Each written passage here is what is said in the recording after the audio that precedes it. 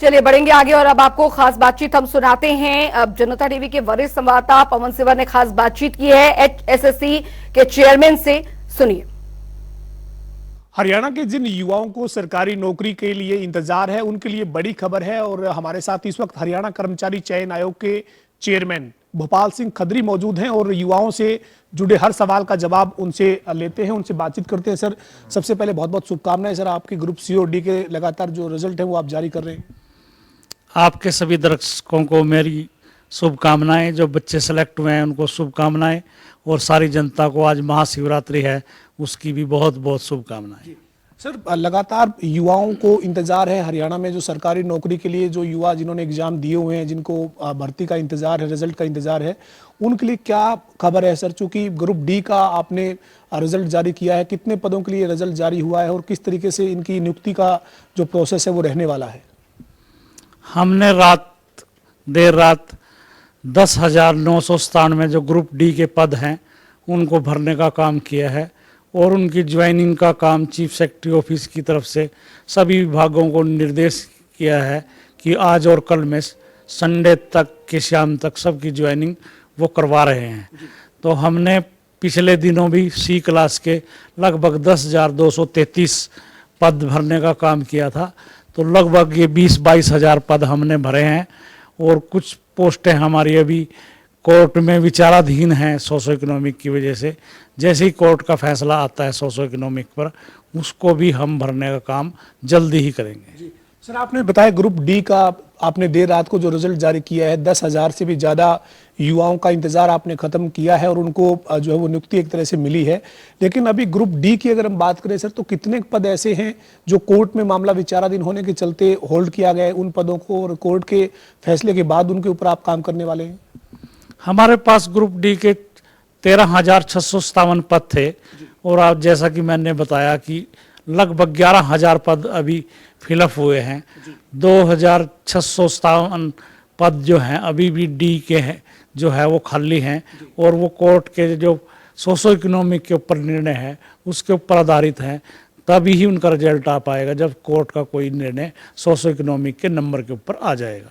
Chairman साहब, अभी आपने ग्रुप सी का भी पिछले दिन रिजल्ट जारी किया था। 10,233 युवाओं को आपने जो है वो नियुक्ति एक तरीके से उनकी की थी, लेकिन अभी उनका ग्रुप सी की ऐसे कितने पद हैं सर जिनके ऊपर अभी हाईकोर्ट में मामला विचाराधीन है या फिर आपके कर्मचारी चयन आयोग में कोई प्रोसेस उनका चल रहा है? कितने पद हैं सर? क्योंकि लगातार विपक्ष आरोप लगाता है, बजट सत्र जो था उसमें भी विपक्ष ने आरोप लगाए कि युवाओं का भर्ती का इंतजार खत्म नहीं हो रहा, जो है वो भर्तियां लटक रही है। इस तरीके के आरोप प्रत्यारोप भी हुए सर राजनीतिक तौर पर, लेकिन कर्मचारी चयन आयोग के पास ग्रुप सी की जो भर्ती पेंडिंग है उसका क्या स्टेटस है? हमारे दो मेन ग्रुप हैं 56 और 57, जिसमें हमारे पास कैंडिडेट लगभग 12,000 हैं और हमारे वही दो ग्रुप महत्वपूर्ण हैं। और उसके साथ हमारे 7,500 टीजीटी की भर्ती जो है वो लंबित है। वो कोर्ट में सिर्फ सोशो इकोनॉमिक के जो मार्क्स हैं वो चैलेंज हुए हैं और जैसे ही उसका निर्णय आता है तो वो भरे जाएंगे। इस तरह से लगभग 20,000 ऐसी पोस्टें हैं जो अभी हम कोर्ट के चलते, कोर्ट के निर्णय के इंतजार में हैं, वो अभी फिलअप नहीं कर पाए। चेयरमैन साहब, अगर कोर्ट से हरी झंडी मिल जाती है और दूसरी तरफ लोकसभा के चुनाव की आचार संहिता लागू हो जाती है देश में, तो आपका जो ऑनगोइंग प्रोसेस है, जो अभी आपने ग्रुप सी और डी की भर्तियों के रिजल्ट जारी किए हैं, नियुक्ति पत्र उनको अभी मिल रहे हैं या मिल चुके हैं, तो उन भर्तियों के साथ ही कोर्ट के निर्देश के बाद जो बाकी जो बचे पद हैं उनको भी आप जारी कर पाएंगे, रिजल्ट उसका जारी कर पाएंगे या उन युवाओं को इंतजार करना पड़ेगा? नहीं, बिल्कुल हम जारी कर पाएंगे। हमने आचार संहिता की कॉपी इलेक्शन कमीशन से मंगाई है और हमने देखा कि रिजल्ट डिक्लेयर करने पे, स्क्रूटनी करने पे और रिजल्ट को बनाने में, रिजल्ट निकालने में कोई हमारे जो कोड ऑफ कंडक्ट जो है वो रोड़ा नहीं है हमारे सामने और इस पे आचार संहिता लागू एक तरह से नहीं होती। हम एक नया विज्ञापन नहीं कर सकते, तो उसमें ही हमारे ऊपर बैन है कि आप नई भर्ती का विज्ञापन नहीं कर सकते। बाकी जो ऑन गोइंग प्रोसेस है उसको हम पूरा कर सकते हैं।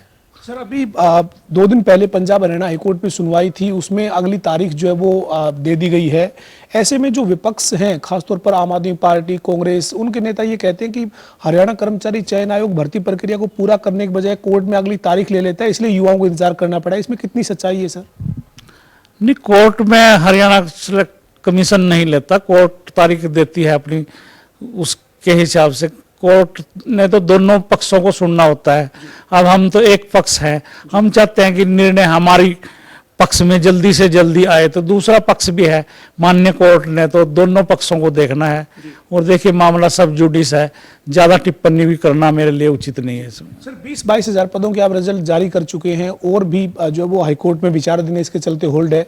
लेकिन विपक्ष एक बात कहता है कि भर्तियां जो है वो लटक गई है, भर्तियां नहीं हो रही है, युवा परेशान हो गए हैं। इसमें कितनी सच्चाई है सर? और भर्तियों में पारदर्शिता की बात करें तो सर उसमें जो आपका मानक है, जो कर्मचारी चयन आयोग के बाहर लिखा है कि पारदर्शिता के साथ, निष्पक्षता के साथ रोजगार हरियाणा में दिया जाता है, उस पर कितना स्टिक बैठ रहे हैं सर? अब विपक्षी दल क्या कहते हैं इसका जवाब तो सरकार दे, मैं तो इस बात का जवाब नहीं दे सकता। पर विपक्षी दल के जो नेता क्रिटिसाइज करते हैं भर्ती को सार्वजनिक रूप से, वो बच्चे जो सिलेक्ट हुए हैं उनसे जाके पूछ लें वो क्या वो किसी खर्ची पर्ची से लगे हैं या वो मेरिट पे लगे हैं। वही बच्चे जो सिलेक्ट हुए हैं इस प्रदेश के युवा, जो अपनी मेहनत पे लगे हैं, मैं क्यों कहूँ मेरे उससे लगे हैं, अपनी मेहनत पे मेरिटोरियस लगे हैं, वो वही जवाब दे देंगे विपक्ष का कि हम बिल्कुल निष्पक्षता से लगे हैं, मेरिट से लगे हैं, अपनी योग्यता से लगे हैं। सर अभी बाहर कुछ युवा पहुंचे हुए हैं, कुछ बच्चे पहुंचे हुए हैं, वो अपनी एप्लीकेशन दे रहे हैं अलग अलग तरीके से। किसी को ये शंका है कि वो मेरिट में आने चाहिए थे, उनके नंबर नहीं जुड़े, या इससे पहले ग्रुप सी का जब आपने रिजल्ट जारी किया था उस वक्त भी इस तरीके के कुछ अभ्यर्थी यहाँ पहुंचे थे। ऐसे युवाओं से आप क्या अपील करना चाहेंगे, क्या कहना चाहेंगे सर, ताकि उनकी जो शंका है वो दूर हो जाए?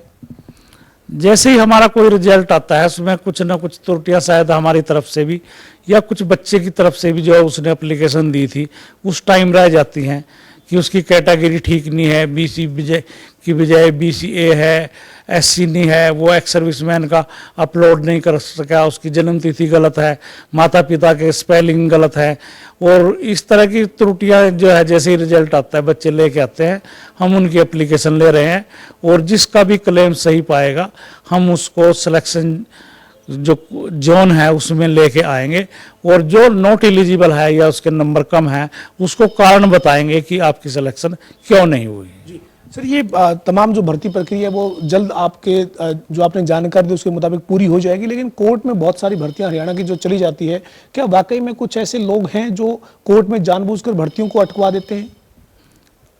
ये तो बिल्कुल साबित हो चुका है कि ऐसा एक गैंग है हरियाणा में जो भर्तियां नहीं होने देना चाहता, और कुछ लोगों का उनके पीछे हाथ है। वो सोचते हैं कि हमारी सरकार आएगी, हम अपनी मर्जी से जैसे पहले भर्ती करते थे वैसे करेंगे।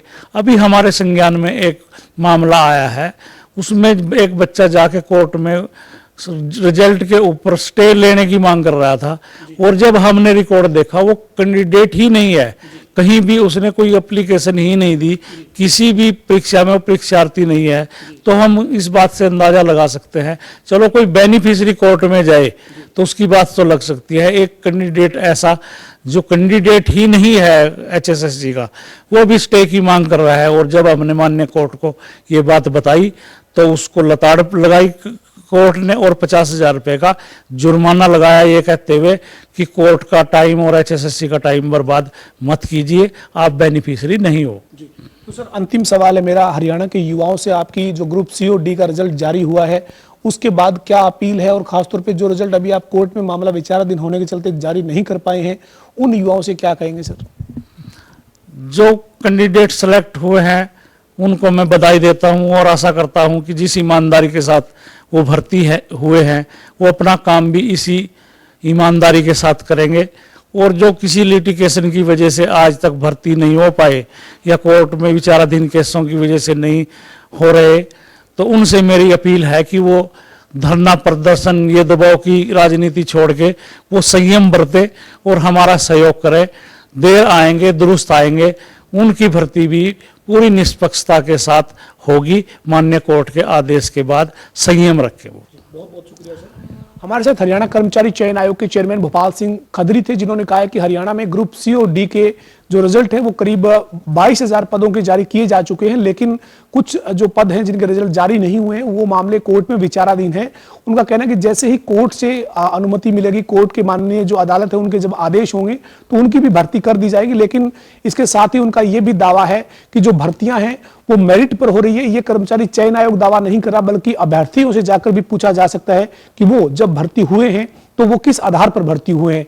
इसके अलावा भोपाल सिंह खदरी ने युवाओं को शुभकामनाएं दी है, जो जिनका चयन हुआ है उनको बधाई दी है, और उनका ये कहना है कि जिन युवाओं को रिजल्ट का इंतजार है उनको भी जल्द जो है वो राहत मिलेगी। जैसे ही मामला कोर्ट से जो है वो कोई फैसला आएगा, उसके बाद कर्मचारी चयन आयोग जल्द उनके ऊपर भी आगे बढ़ेगा। वीडियो जर्नलिस्ट विजेंद्र सिंह के साथ पवन सिंह और जनता टीवी, चंडीगढ़।